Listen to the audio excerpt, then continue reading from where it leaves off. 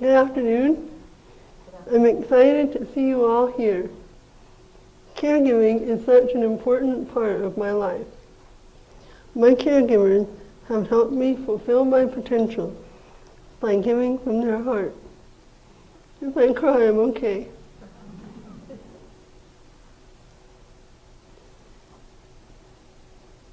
The difference you are making is far bigger than you can imagine.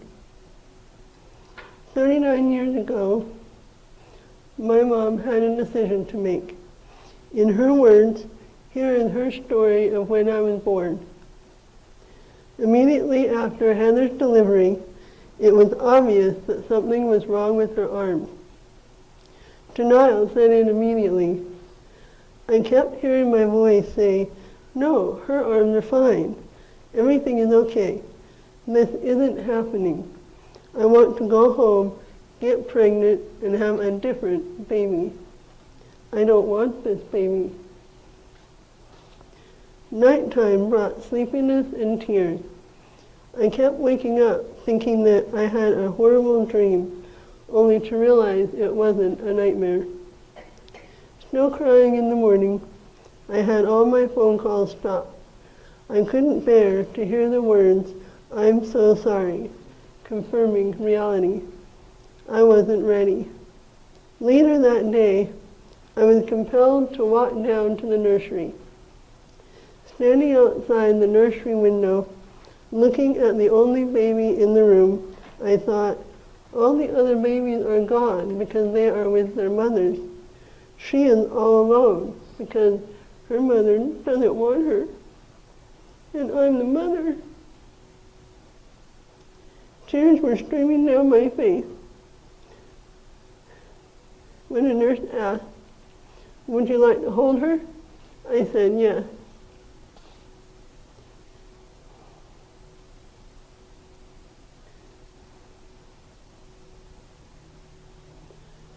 The nurse placed Heather in my arms, and I sat in a rocking chair and left us alone. I looked at the baby in my arms, thinking, this is the baby that was moving inside me. Suddenly, my heart opened and filled with indescribable love. That love has carried me through all my caregiving. My mom had a purpose. She wanted to be a good mother. When she was confronted with the reality that her baby wasn't normal, her dreams were shattered. She faced a soul-searching choice. Should she choose to hold on to her picture of what she wanted and try again, or should she choose to embrace this baby? During this time, her dad offered a way out. "You don't have to worry about a thing. I made some arrangements to have the baby cared for if you don't want to keep her." She said, "It's all right, Dad. I want to keep her." My mom chose to embrace what is. Her purpose from then on was to love me with all her heart. She raised me with unconditional love. She focused and encouraged my strength. In that moment, she demonstrated the single most important decision that a caregiver has to make: choice. In so doing, she programmed herself with purpose for success and accepted the challenges ahead. She chose to be a heart-centered caregiver and give conscious, loving care with the purpose of increasing fulfillment, both hers and mine. My mother's choices have influenced me greatly, nurturing the building of my self-confidence and helped me to discover and to bring out my true essence. Her conscious decisions have made it possible for me to live a purposeful, joyful life and to help make positive differences in other people's lives too. Being a heart-centered caregiver means connecting to your heart to create balance, focusing on the qualities needed to succeed and the benefits gained, choosing to focus on the present moment and making every decision a conscious choice. Major challenges that I have include Miller syndrome, autism, a lung disease, attention deficit disorder, and esophageal spasm. The differences you see when you look at me are caused by Miller syndrome. It is a genetically rare condition which affects bone and muscle formation. I have a cleft palate, which is why I sound nasal. My hands and feet are missing the fifth fingers and toes. It also affects my face, ears, shoulders, chest, forearms, hands, legs, feet, my hearing, and a few organs here and there. So all of me, pretty much. I'm not able to reach my neck, my upper chest at all, the back of my head, under my arms, my tailbone area, and parts of my back. Everywhere else requires extreme stretching and flexibility. For scratching an itch, push pencils are really useful, and I always keep them around. Hygiene maintenance takes a lot of extra effort and energy. Reaching the backs of cabinets or top shelves involves tools or other humans because my arms and fingers are not long enough and my range of motion is limited. You'd think being tall would be helpful, but this just means I have to bend down farther for everything. So I often squat or sit on the floor. I am very intimate with the ground.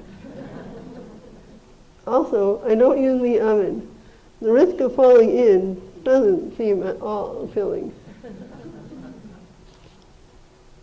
Challenges with autism include identifying and using the context of a situation to understand what people are saying, staying on task, dealing with environmental stressors such as room lighting, noises, movement, music, and not getting overwhelmed and overstimulated.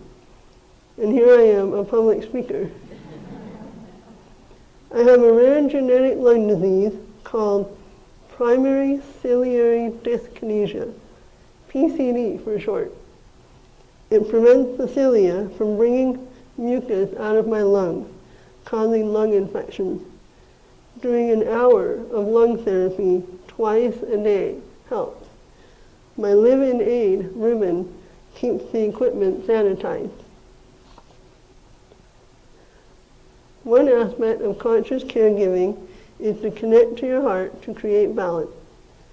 When caregivers give care with purpose, they add incredible amounts of love to the relationship, discovering more about themselves and the care receiver. Taking care of more than my body and physical needs, my mom chooses to care for the whole person, creating a deeper connection with herself and me. Self-love is the first step to treating a care receiver and yourself as a whole person. The most important relationship is the one you have with yourself. The caregiving role encourages you to be in balance with yourself so you can care for another in the most fulfilling way. Here is an example of a caregiver who lost her balance and her relationship with herself. After giving birth to me, and 3 years later my brother with the same disabilities, my mom dealt with many challenges. She got divorced, leaving her a single mother on government benefits and in poverty when we were only 3 and 6. She worked at home as a self-employed hairstylist and taught aerobics. She was struggling. Not having learned to practice self-love, my mother was always putting others before herself. This led to her to develop the eating disorder bulimia. She hit bottom, and through the course of getting help, she learned the importance of having self-love. She began to say no instead of yes. She hired childcare so she could have time alone. Taking care of her needs cleared her perspective, which helped her stay focused on her commitment and purpose to provide loving care to to Logan and to me.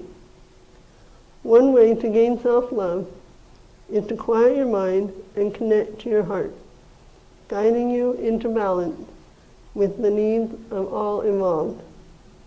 So, what is the whole person? At times, I feel like I'm having a love affair with life.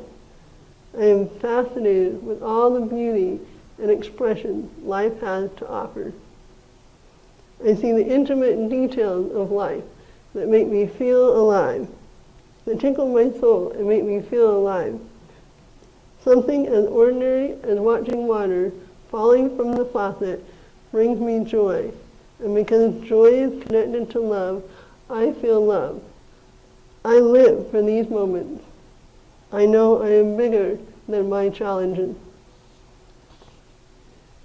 If somebody doesn't take consistent care of my physical needs, I can't share my essence. To do this, my caregiver uses qualities of conscious caregiving. 8 qualities are patience, gratitude, consistency, tone of voice, respect, forgiveness, good communication, and empathy. Caregivers can make a choice to act with purpose. With caregiving, there are many actions that are repeated. These can be done with automatic repetition, which is a reaction to what needs to be done, or they can be done with a conscious choice. My mom used empathy when listening to my concerns. She was consistently there for me with my constant need for explanations and reassurances about social interactions and their consequences and all life changes. She also explained what caused her reactions. Autism makes these situations difficult by creating anxiety and uncertainty for me until I adjust to the change. This requires that the caregiver be empathetic, attentive, respectful, and patient. Mom was open-minded while listening to my dreams and ideas, giving me confidence and self-esteem. Traveling challenges these 8 qualities more than most day-to-day situations. Traveling to the biannual Foundation for Nagar and Miller Syndrome, FNMS conference, where I can contribute to and benefit from other families affected with the same syndrome, requires a lot of caregiving. Both physical and autistic challenges affect how well I can pack. While packing, Ruben helps me stay focused on being packed on time, and also what to pack. I would get tired of packing, take rest, and then get distracted. Ruben purchased, chopped, mixed, individually bagged, labeled, packaged all ingredients needed to take on the trip. For my mom to make smoothies in the hotel room. These stressful chores can drive a caregiver to re-choose constantly to use all the caregiving qualities in order to continue to be a conscious caregiver. By the time Mom picked me up to drive to the airport in June 2015, I felt confident, safe, excited, and grounded, and Ruben was relieved to see me go. Now it was Mom's turn to care for me and my brother. Mom chose Delta Airlines, where she requested 2 wheelchairs and help with 5 pieces of carry-on luggage for 3 people with disabilities. My mom has MS. All went smoothly in the Salt Lake airport.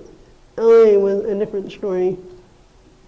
2 wheelchairs were waiting, but the wheelchair attendant said they were not allowed to put the luggage on the wheelchair and let Logan and me walk.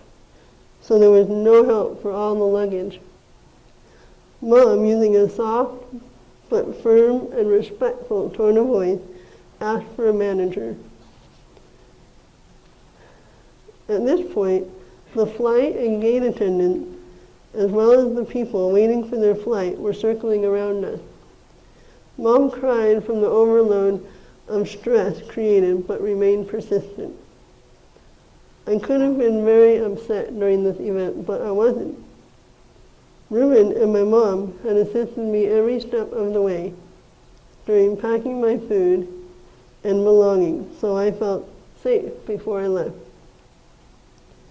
Feeling secure, I recognized lessons that so many people were learning from this experience, which included communication, respect, forgiveness, and empathy.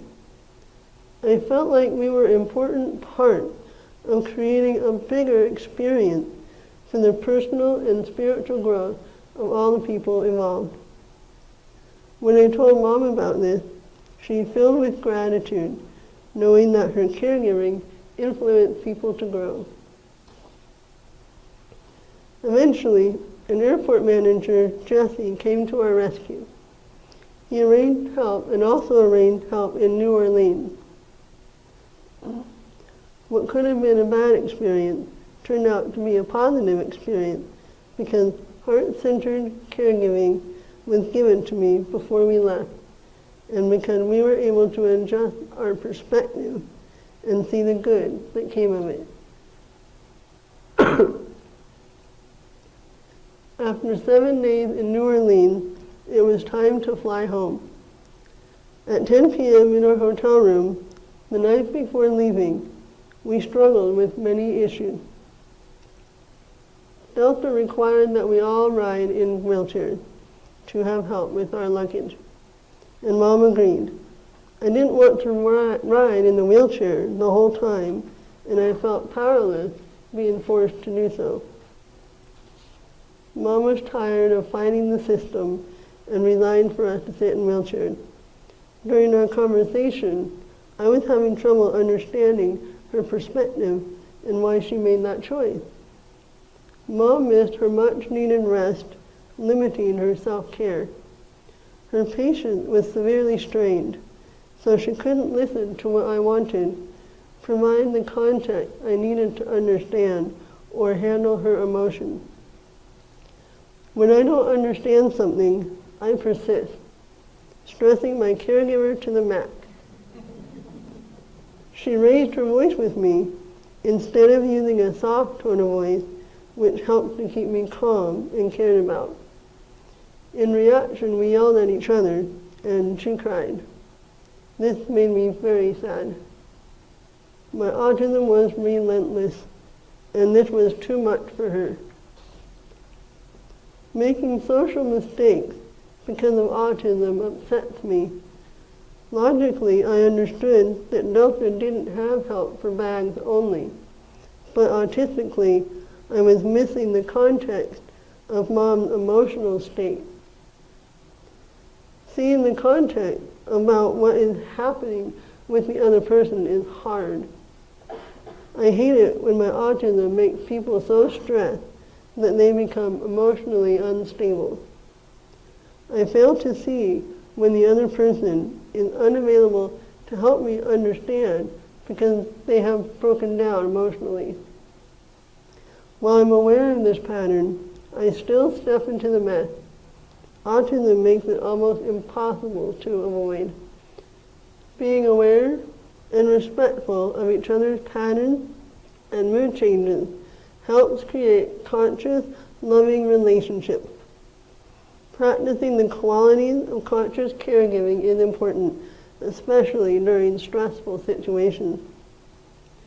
Also important in conscious caregiving is to focus on the benefits you gain, which include positive influences for both care receiver and caregiver, opportunities for each person, becoming a more conscious person, developing new perspectives, creating more joy, developing character values, and fulfilling your purpose.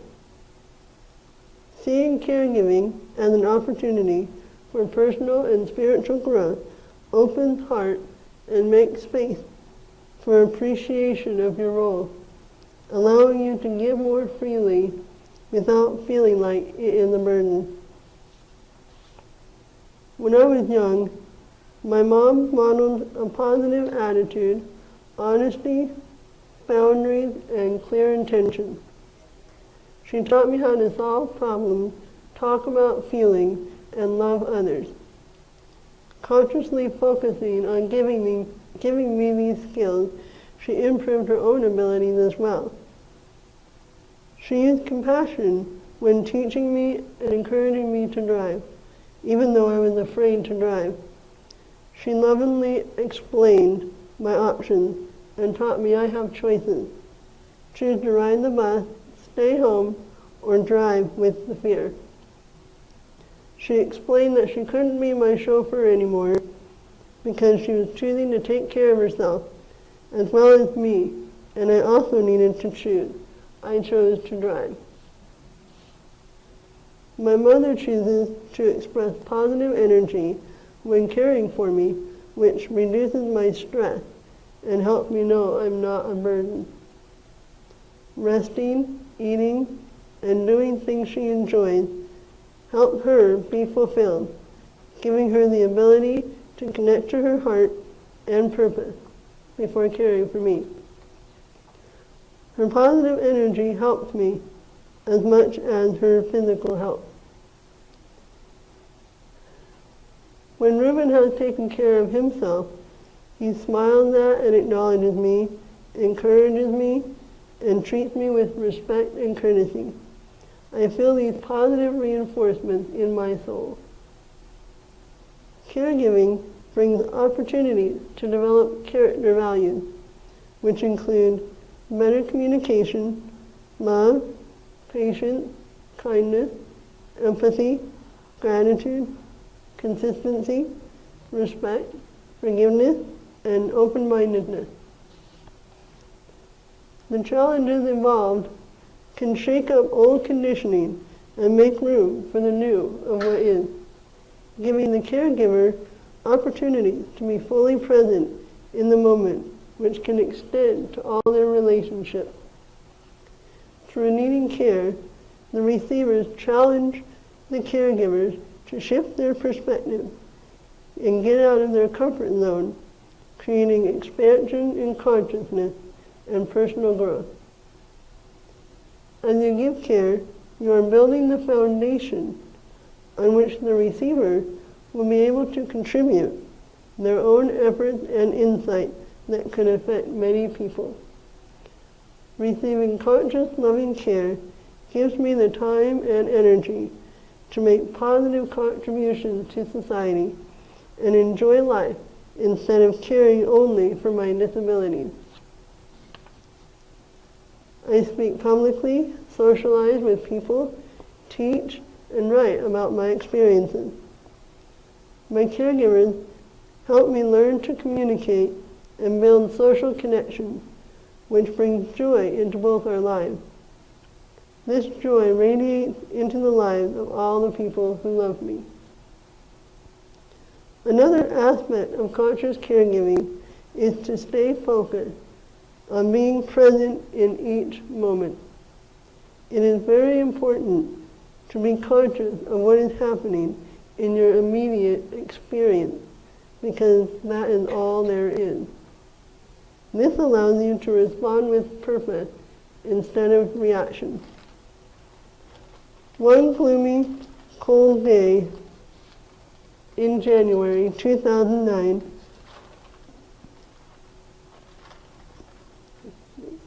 my mom was driving home from teaching aerobics. She was feeling depressed.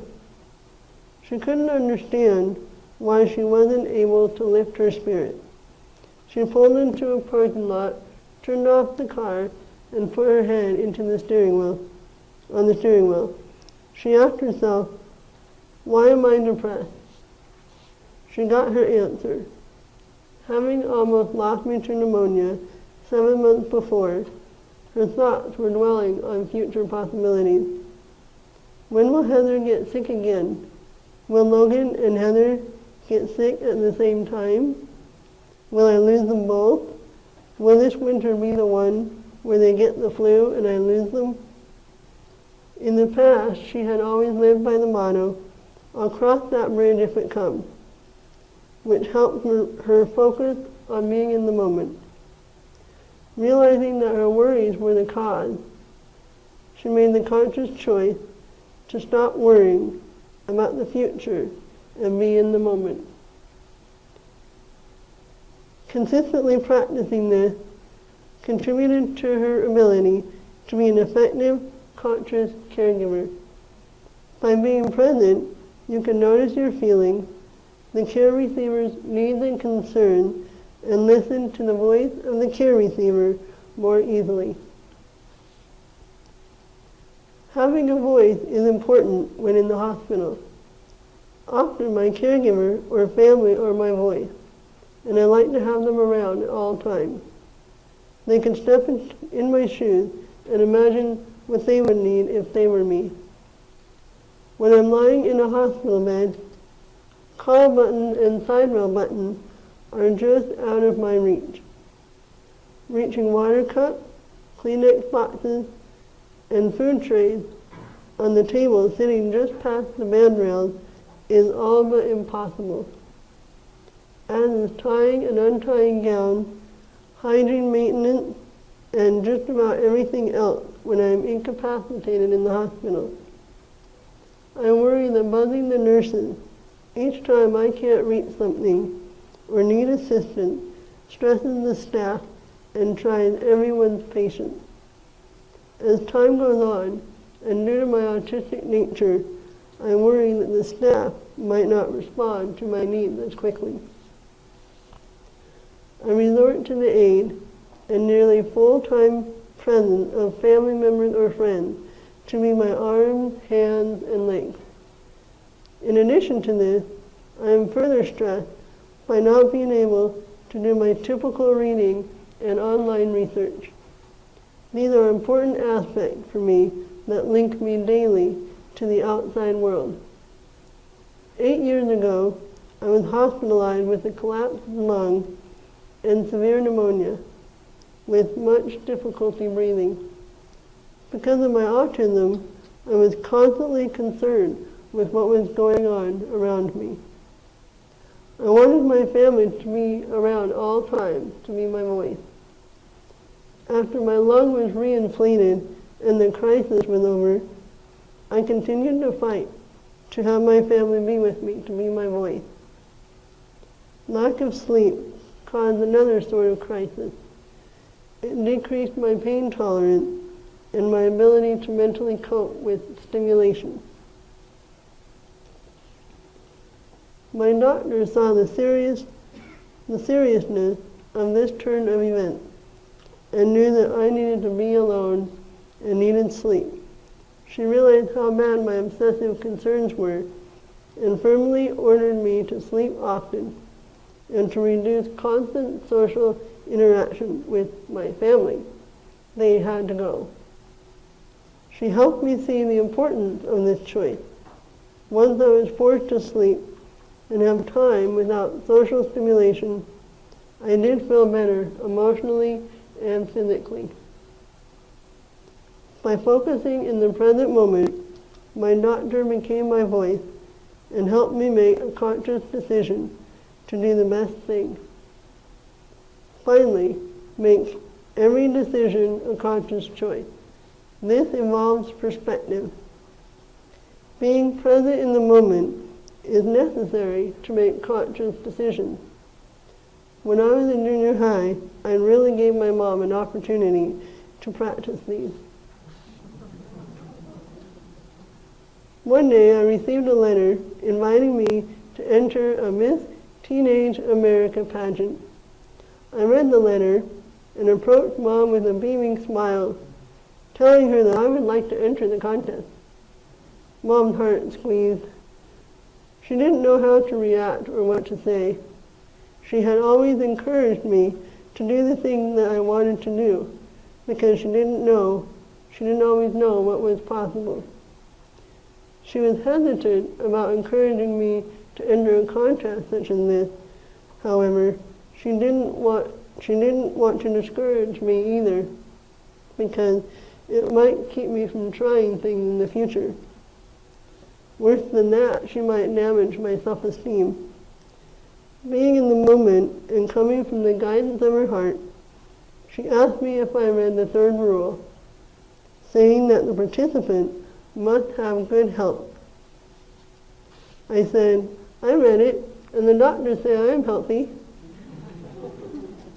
Mom said, you are healthy for someone with Miller syndrome, but are you healthy in comparison to someone like me? I said, when you put it like that, no, I'm not healthy. Mom suggested that I call and tell them about myself. I thought, good idea. She told me to write down what to say, questions I would ask, as well as a description of myself.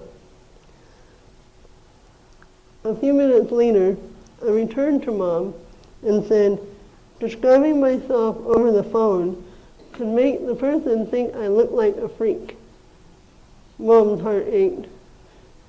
She suggested that I write a letter describing myself, send a picture, and that way the person could see what I look like. Again, I thought, good idea. A few days went by. I had been thinking and made a decision. I said to Mom, I've decided that I don't want to enter the pageant. Why not? Mom asked. I said, if I were watching a pageant like this on TV and I saw someone that looked like me, I would think it was weird. After realizing that, I decided not to enter the pageant. Mom felt sad and relieved, sad at the reality that because I look different, I can't do some of the other things that teenage girls can do, and relieved that she didn't make the decision by discouraging me for following the direction of her heart, and gratitude that I felt satisfied. She knew she wanted to preserve my self-esteem. However, she wanted to be honest and realistic too. Sometimes the balance is hard to find. This took perspective. She made the conscious decision to protect my self-esteem in every situation. By being present and making conscious choices, she allowed the answer to unfold. To sum up, in the words of Thich Nhat Hanh, when you love someone, the best thing you can offer is your presence. How can you love if you are not there? Choose to be a heart-centered caregiver and remember your purpose. Connect to your heart to create balance and find self-love. Focus on the qualities needed to succeed, which are patience, gratitude, consistency, tone of voice, respect, forgiveness, good communication, and empathy. Focus on the benefits gained, which include positive influences for both care receiver and caregiver, opportunities for each person, becoming a more conscious person, developing new perspectives, creating more joy, developing character values, and fulfilling your purpose. Choose to focus on the present moment and make every decision a conscious choice. These support you in giving conscious, loving care for the whole person, being conscious of their feelings, their voice, and supporting their essence and contributions. Altogether, these increase the fulfillment of both you and the receiver, creating the heart of caregiving. I leave you with a short poem I wrote that symbolizes the caregiving relationship. It is called Waking Up to Self. It speaks to me in silhouettes and soft whispers, touching my skin, tingling, warm, and comfortable. One of my eyes peeks open, curious, hungry. I feel the sensation stirring my energy, swirling and gentle, full and only just beginning, waking me up to myself. Becoming aware, ever softly but with power and grace, I remember. I remember myself, full of love and intelligence, the connection of deep knowing, my soul reaching through the illusion and bringing me truth. I feel my savory taste of trust winding its way through like an umbilical cord back to my home of self. All is there waiting for me, embracing my journey and merging with my awareness. I awaken to the joy of self. All knowledge active and playing, mingling with pleasure and laughing in song. The vibration of one flows and changes. The sweet nectar of merging with myself opens the petals of love, releasing the purity of life energy within me. The difference you are making is far bigger than you can imagine.